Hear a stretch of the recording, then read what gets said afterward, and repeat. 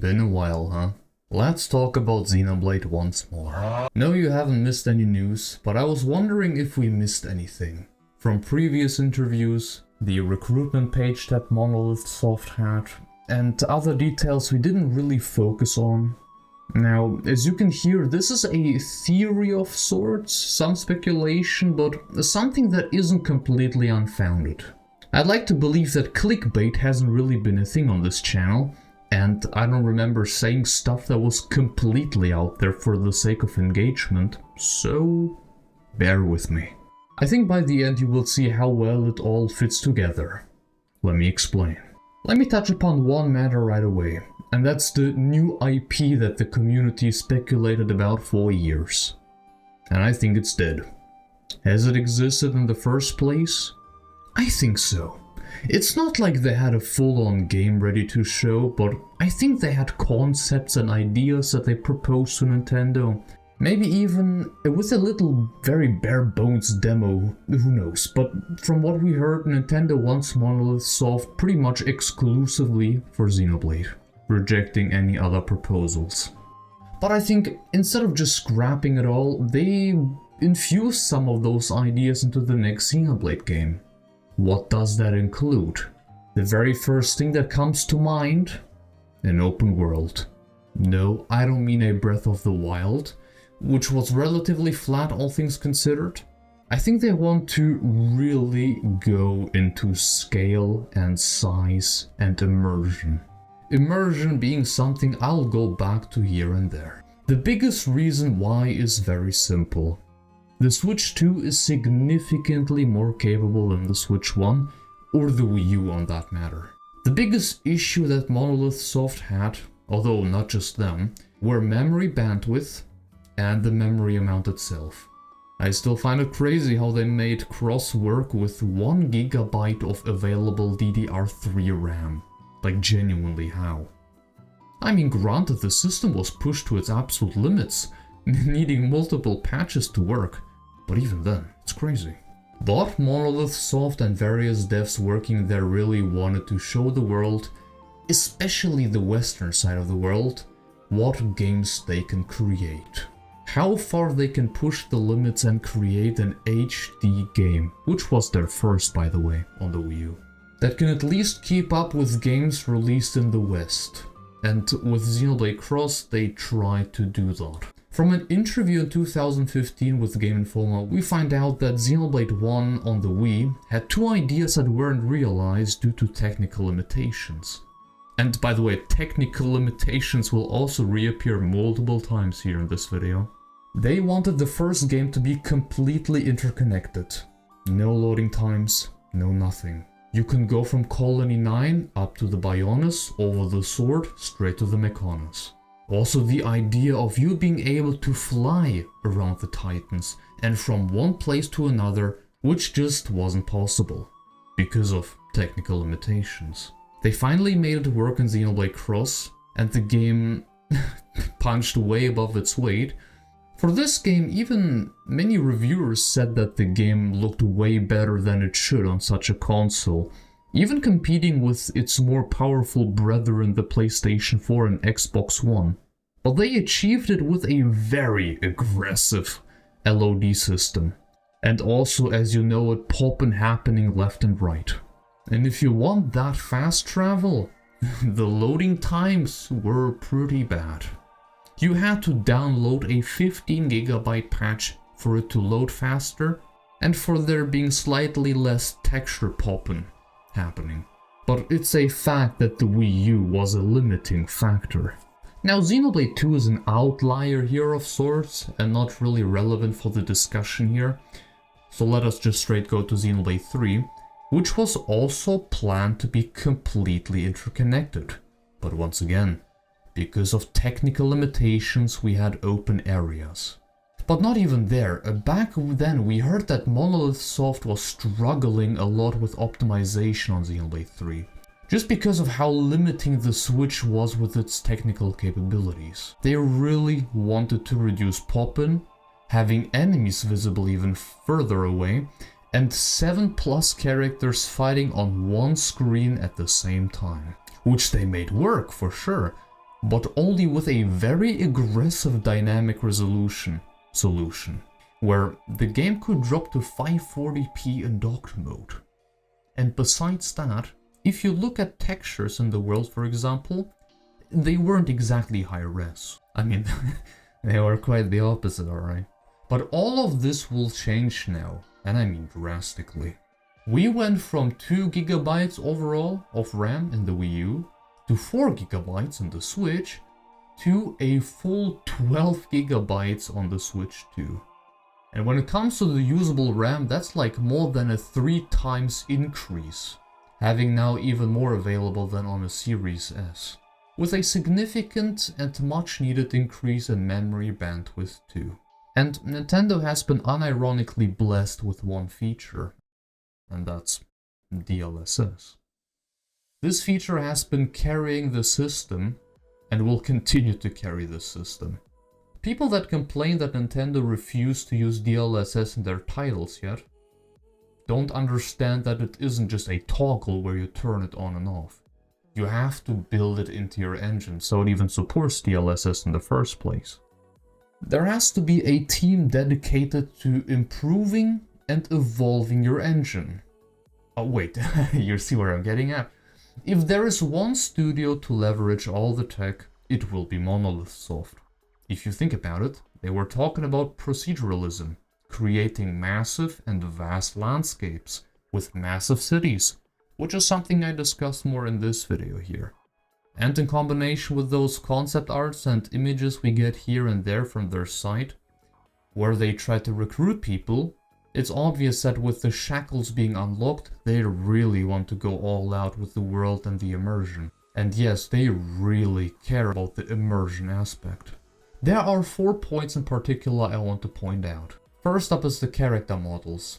I can guarantee you that hardware limitations were part of the issue, but the Wii models looked, let's just say, a certain way. And boy, so did the cross models. I mean, yeah. Then we saw a massive shift with 2 and the Switch, where the models looked significantly better, but more than often though they were pretty static, where if you look at 3, damn. The Last of Us Who? Switching to part 2 here, they really went hard into animating them as well as possible, so it looks good even if you just talk to random NPCs, or don't talk to anyone at all. And they already mentioned how they want to go even harder into making better and better animations that seem realistic and natural, more immersive. Point 3 is the dynamic music, depending on who you are fighting and what situation you're currently in. And lastly, and this is very important because I want to come back to it in a bit, and that is the battle transitions. From multiple cases we heard that Monolith Soft hates everything that breaks immersion, and loading times is one of them.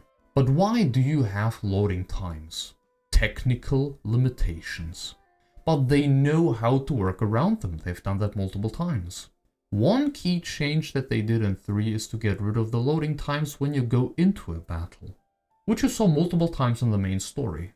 You see the game becoming quite blurry for a moment, loading the game when it zooms in very close to the boss, but overall it is a very smooth transition with no obvious, too obvious immersion-breaking loading times. And on this matter, it's the same with cutscenes that usually need to load in and also look like an, well, obvious cutscene, with a lower bitrate to save on space too. Which is also, to some degree, an immersion killer.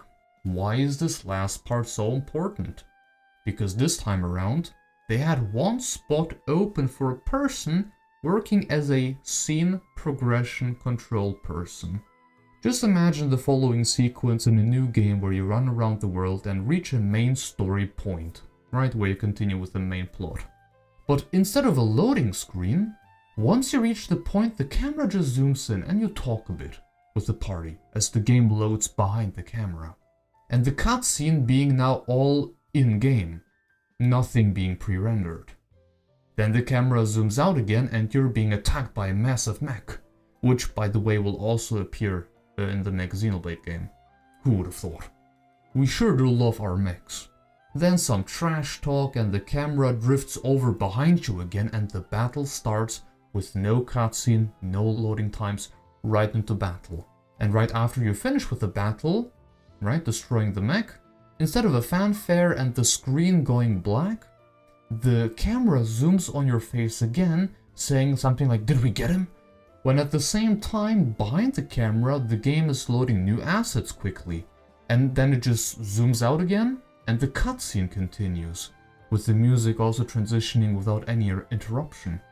Between you running around, exploring, you entering a cutscene, a battle, another cutscene, and then the mech flies away and you just adjust your jacket, I don't know, and you are thrown once again back into the world with no single cut.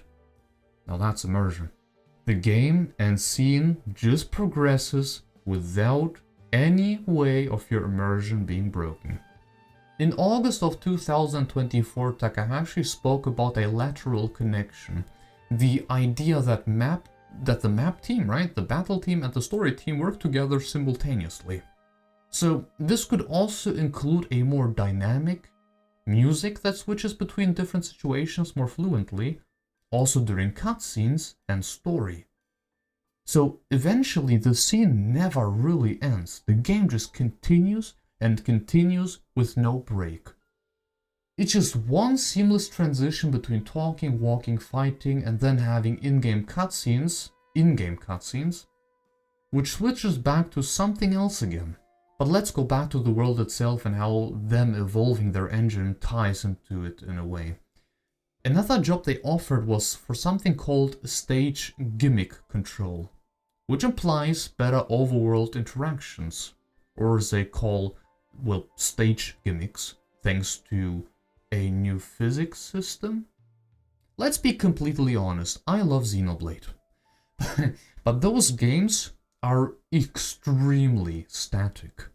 Realistically, you only collect items or open chests, maybe open doors. Dude, even to this day, we still have static shadows.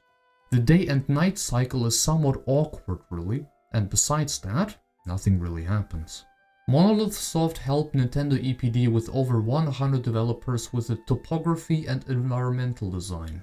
And even more things like NPCs and event programming for Tears of the Kingdom.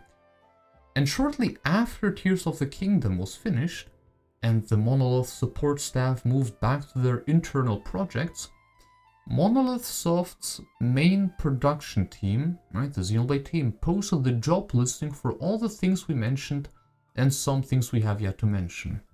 In August 2024, 1 year after Tears of the Kingdom and 2 years after Xenoblade Chronicles 3, Takahashi said the new project is more sophisticated.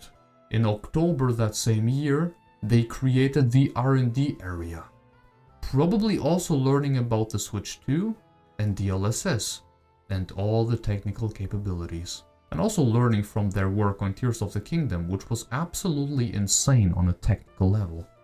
So what could be implemented?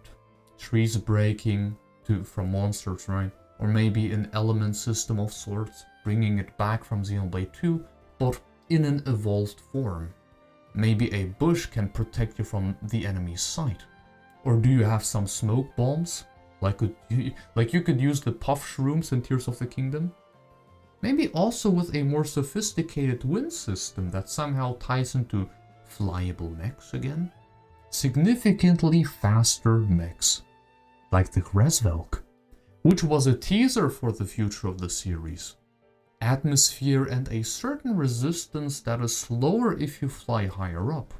What about destructible walls? Or destructible anything? When it comes to physics, this could go in all directions. Or also more simple things that could improve immersion, like footprints by monsters in snow or mud, you know?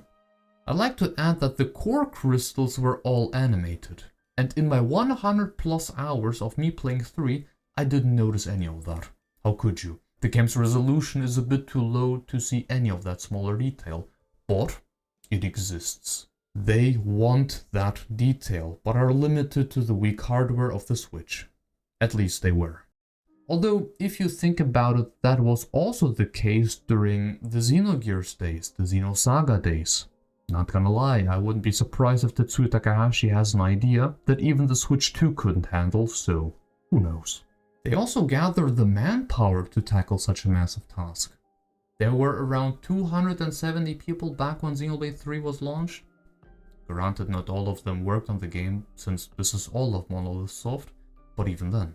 Now they have 344, which is about a 27% increase in manpower, with a handful of them being now dedicated research and development people that help to develop new tools and upgrade the in-house engine as much as possible.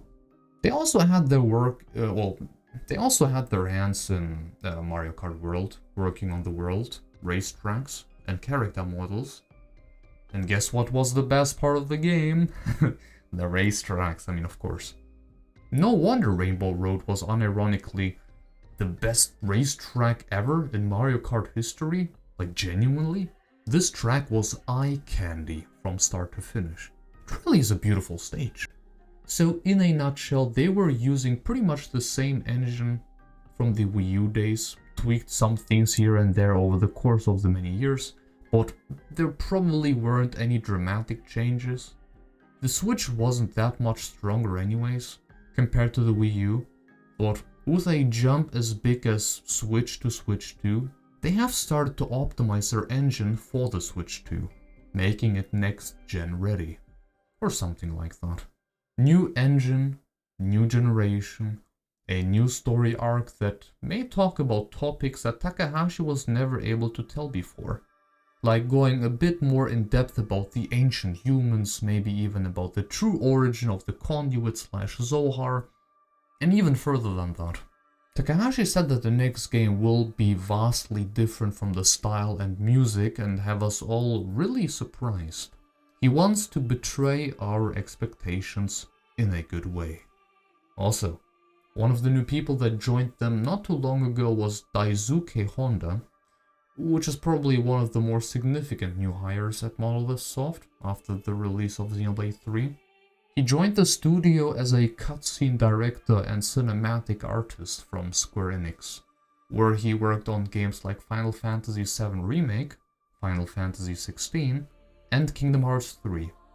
I heard these games have some pretty nutty cutscenes. Well, at least for both Final Fantasy games. I have no clue about Kingdom Hearts. Also, this game, just a note, Nintendo patented Xenoblade gameplay. Well, not really, but I see people already ringing the alarms, people having a meltdown over how disgusting Nintendo is. This is some very specific stuff. It's not like if you create a similar game on the gameplay part, Nintendo can copyright claim them, or I guess in this case, patent claim a game and shut it down. That's not really how that works. You'd have to exactly copy the patent to a T, then Nintendo could do something there. But in any case. The interesting thing is that they specifically mentioned the quick recast feature, which was a game changer in Xenoblade Cross Definitive Edition since it significantly improved the combat in this game, making it way more bearable at the start and making battles flow way better. And at the same time, you can't spam it. If an art is significantly more powerful, it'll use significantly more of the new resource, which you get more and more throughout the game. I really love that, and definitely would love to see it come back in some way. A few days ago, Monolith Soft released a series of in-depth interviews which discusses their role in Tears of the Kingdom. How convenient. This is happening like 2 weeks after I recorded the original script, and now I can't be too loud, but let's get over the interview. Those interviews revealed how deeply involved they actually were. It almost sounds like they co-developed the game. They were actually involved from the early conceptual phase, contributing ideas that made it into the final game, like some enemy designs and character details. One character they focused on was Ganondorf and how they didn't want him to simply look evil and strong, but they tried to make him look mysterious and give him some alluring charm. If only the writing team would have done the same thing. They essentially talked about how they made him look hot, refining his muscle definition and facial shaders. They wanted to create a certain atmosphere when he is around, you know, for immersion. They also mentioned how smartly they designed the soldier constructs and how you can instantly know what their behavior is, how much of a threat they are, and what rewards you'll get. It is straight up on their forehead. And the most interesting part is probably that they talked about Fuse and Ultra Hand and how the team worked with Nintendo to create the new workflows, so they could maintain visual and functional consistency across countless player creations, which allows players, by the way, to create more than 120,000 different combinations. They have learned from the physics masters. They are responsible for the best parts of Tears of the Kingdom. At this point, considering how much Nintendo trusts Monolith Soft, I wouldn't be surprised if the project with the codename Legacy is actually just for the Ocarina of Time remake, and Monolith Soft handling the remake. Essentially, they made clear that they aren't just a support studio, well, at least not anymore, and that they are fully involved in the projects that they are working on. They also talked about the development of Tulin and how they created his companion AI and how it behaves. Then also the Ultra Ball Hall minigame and how they designed that minigame, how much trial and error was involved, and how they will continue to work on the Zelda IP in the near future, helping to create these worlds from the ground up. In a nutshell, Monolith Soft is significantly more knowledgeable now than they were back then with the release of Xenoblade 3. They were part of Tears of the Kingdom's development from the start, have also helped with Mario Kart World, of course. They also mentioned that they had regular meetings with the programmers, and the constant feedback loops helped them to solve problems very quickly and issues. So yeah, that was pretty cool to hear. We will see their next project next year. Now, if it also releases that year, I'm not sure. They could drag it out with the Switch 2 editions of the numbered games, although I wouldn't be surprised if we get the juicy full next-gen Monolith Soft experience next year already. And if that time comes, I will hopefully be here to deliver some good quality videos, montages, theories, discussion videos, other neat stuff like you had it with the Out of Bounds videos or the size comparison. It should be a good time. But until then, let's try to survive until the next release. I wish you all a real good one, folks. Thank you for watching or listening. And of course, thank you very much to all the supporters who continue to support this channel.